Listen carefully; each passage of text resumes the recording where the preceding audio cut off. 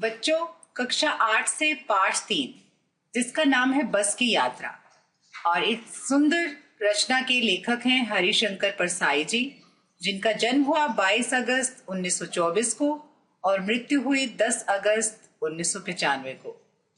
परसाई जी के द्वारा अनेक रचनाएं बहुत ही सराहनीय रही हैं और वे इस लेख के द्वारा, इस रचना के द्वारा अपनी ही व्यक्तिगत अनुभव का बखान करते हैं, जो कि है बस की यात्रा।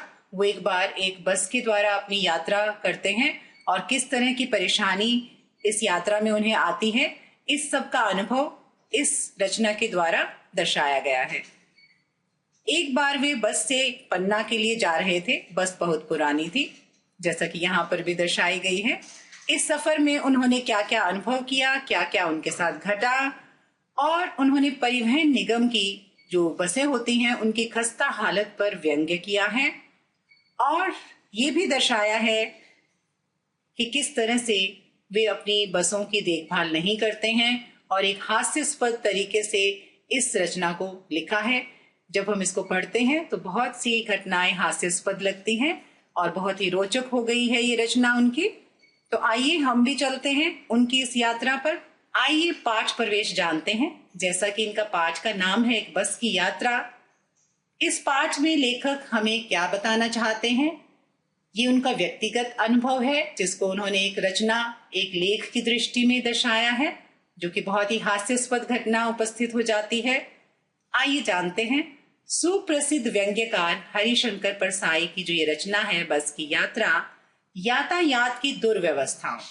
दुर्व्यवस्थाओं का अर्थ है बुरी व्यवस्था। जो हमारी परिवहन व्यवस्था है, यातायात की जो व्यवस्था है, वो बहुत जर्जर हो गई है, बुरी हालत में है। इस अवस्था पर उन्होंने व्यंग्य किया है, एक ताना मारा है, लोगों को जागरूक करना चाहते हैं कि ये विभाग सही तरीके से काम नहीं करता है, जो कि उसे करना चाहिए। यह निबंध एक हास्यास्पद निबंध है, जिसमें लेखक ने एक पुरानी बस की हालत का हास्यपूर्ण तरीके से, बहुत ही हंसी मजाक करते हुए वर्णन किया है कि किस तरह की उसकी हालत हो गई है। पुरानी बस है, लोग उस पर यात्रा करते हैं और वो बहुत ही जर्जर हालत में है, टूटी फूटी बस है। इस टूटी फूटी बस के माध्यम से जर्जर अर्थात बुरी हालत हुई है उसकी परिवहन व्यवस्था की। परिवहन मैंने यातायात साधनों पर ताना कसा है, एक व्यंग्य किया है, ताकि परिवहन विभाग जागरूक हो जाए, क्योंकि जब तक हम उन्हें उनकी कमियां नहीं बताते हैं तब तक वे उसे सही कैसे करेंगे। इस कहानी में लेखक अपने मित्रों के साथ यात्रा करते हैं, एक यात्रा पर जाते हैं। वो उनके कुछ 5 मित्र हैं जिनके साथ वो ये कार्यक्रम बनाते हैं, और उसको हैरानी होती है कि इतनी बुरी हालत की बस भी चल सकती है। लेखक जब देखते हैं कि जिस बस से वो यात्रा करने वाले हैं वो तो बहुत ही बुरी हालत में है, तो उन्हें हैरानी होती है कि वाकई ये बस चलती भी है। इसमें उन्होंने अपनी इस बस यात्रा का पूरा वर्णन किया है, जो कि हम आगे पाठ में जानेंगे। आइए इस खूबसूरत कहानी की शुरुआत करते हैं, जिसका नाम है बस की यात्रा। लेखक अपनी बस के द्वारा एक यात्रा की शुरुआत करते हैं अपने मित्रों के साथ। उन्होंने अपनी इस यात्रा का वर्णन कुछ इस तरह से किया है कि हम 5 मित्रों ने तय किया, अर्थात एक प्रोग्राम बनाया, कार्यक्रम बनाया कि शाम 4 बजे की बस से चलेंगे। ये जो 4 बजे की बस है, यही उन्हें अपनी मंजिल तक पहुंचाने में मदद करेगी। पन्ना से, पन्ना जगह का नाम है, पन्ना से ये बस चलने वाली थी। इसी कंपनी की बस, जिस कंपनी से लेखक यात्रा कर रहे थे, उस कंपनी की बस सतना के लिए घंटे भर बाद ही मिलती है। अर्थात जब वे चल रहे थे, प्रोग्राम बना रहे थे यात्रा का, तो ये 4 बजे का समय बस का समय है और 1 घंटे पहले ये सब प्रोग्राम बनाया जा रहा है।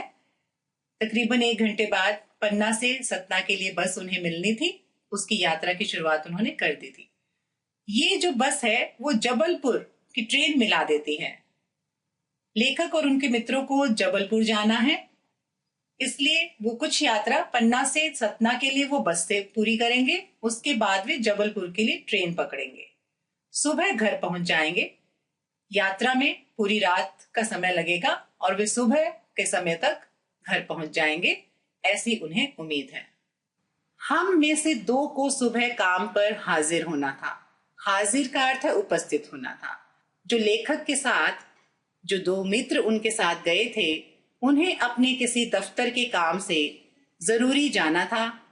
आखिर दफ्तर में उन्हें समय पर पहुंचना था, उपस्थित होना था, इसलिए वापसी का यही रास्ता अपनाना जरूरी था। एक यही रास्ता था जो कि वे अपना सकते थे और अपनी मंजिल पर समय पर पहुंच सकते थे। लोगों ने सलाह दी कि समझदार आदमी इस शाम वाली बस से सफर नहीं करते। सफर का अर्थ है यात्रा। उनके जो जानकार लोग थे उन्होंने उन्हें सलाह दी कि अगर कोई समझदार व्यक्ति होगा तो इस शाम को चलने वाली बस से यात्रा करना पसंद नहीं करेगा, क्योंकि शाम के थोड़ी देर बाद ही अंधेरा हो जाता है और रात के समय यात्रा करना सुरक्षित नहीं रहता। क्या रास्ते में डाकू मिलते हैं? एक प्रश्न किया है लेखक ने। नहीं, बस डाकिन है, अर्थात रास्ते में डाकू वगैरह तो नहीं मिलते, लेकिन जो बस की हालत है वो बहुत ही डरावनी है। डाकिन का अर्थ है डरावनी। बस खस्ता हालत में है, पता नहीं मंजिल पर पहुंचा पाएगी या नहीं, तो लोग हमेशा उस बस से जाने से डरते हैं। बस को देखो तो श्रद्धा उमड़ पड़ती है। श्रद्धा का अर्थ है किसी के प्रति आदर, सम्मान और प्यार का बढ़ जाना। उमड़ का अर्थ है जमा होना। जब हम बस को देखते हैं तो एक उसके प्रति श्रद्धा उत्पन्न हो जाती है, उसके प्रति आदर जाग जाता है। क्यों? खूब व्योवृद्ध। व्योवृद्ध का अर्थ है बूढ़ी या पुरानी थी। जिस बस से लेखक को जाना था वो बस बहुत पुरानी थी, बहुत सालों से चल रही थी, लोग उसके द्वारा बहुत अपनी यात्राएं पूरी कर चुके थे। व्योवृद्ध थी अर्थात वो बहुत बूढ़ी और पुरानी हो चुकी थी, इसलिए लेखक को उसके प्रति श्रद्धा उमड़ पड़ी। सदियों के अनुभव अर्थात बहुत से सालों के अनुभव के निशान लिए हुए थी। ये जो बस थी, निशान का अर्थ चिन्ह है। इस बस को देखने से ही यह अनुभव हो रहा था कि इस बस ने बहुत सारी यात्राएं की हैं, बहुत से लोगों को मंजिल पर पहुंचाया है। उसके निशान इस बस पर चिन्हित हो रहे थे, साफ दिखाई दे रहे थे, क्योंकि उसके शीशे, खिड़कियां और पूरी बॉडी टूट चुकी थी। कोई भी जगह ठिकाने पर सही चीज नहीं थी। खस्ता हालत हो चुकी थी उसकी, उसका इंजन आवाज कर रहा था। लोग इसलिए इससे सफर नहीं करना चाहते कि वृद्धावस्था अर्थात बुढ़ापा, जब कोई पुराना हो जाता है उसकी हिम्मत और शक्ति कम हो जाती है और उसे आराम की जरूरत होती है, उसे ज्यादा प्रयोग नहीं किया जाता।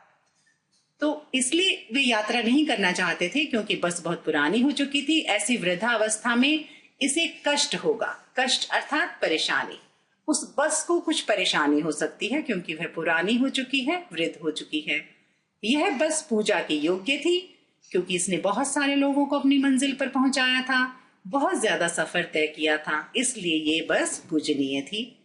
उस पर सवार अर्थात चढ़ाई करने वाले कैसे हुआ जा सकता है, अर्थात उस पर सवार कैसे हुआ जा सकता है? एक बूढ़ी और पुरानी बस के ऊपर सवार होने का कैसे सोचा जा सकता है, जबकि ये तो उसके आराम करने का समय है। ये इस तरह से दर्शाया गया है कि जैसे एक वृद्ध व्यक्ति बूढ़ा हो जाता है तो उसमें शक्ति कम हो जाती है, वो कार्य नहीं कर सकता जब वो जवान था। अर्थात जब ये बस जवान थी अर्थात युवा थी, ठीक ठाक हालत में थी, नई नवेली थी, तब इससे लोगों ने बहुत सफर किया है। लेकिन अब ये पुरानी हो चुकी है, वृद्ध हो चुकी है, तो लेखक को ऐसा लगा कि इस पुरानी वृद्ध बस पर कैसे चढ़ा जा सकता है, जबकि मेरे मन में तो इसके प्रति श्रद्धा के भाव उमड़ पड़ते हैं। बस कंपनी के एक हिस्सेदार का अर्थ है साझेदार, भी उसी बस से जा रहे थे जिस बस से लेखक अपनी यात्रा कर रहे थे। और ये जिस कंपनी की बस थी उसके जो हिस्सेदार थे, मालिकाना जो हिस्सा था उसमें, वो भी उस बस से यात्रा कर रहे थे। हमने उनसे पूछा, क्या पूछा?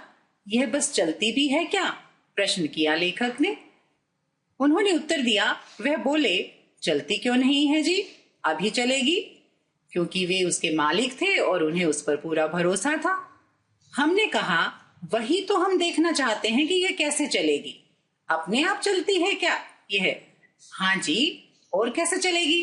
बस अपने आप चलती है, ड्राइवर इसे चलाता है, ये भी कोई पूछने की बात है?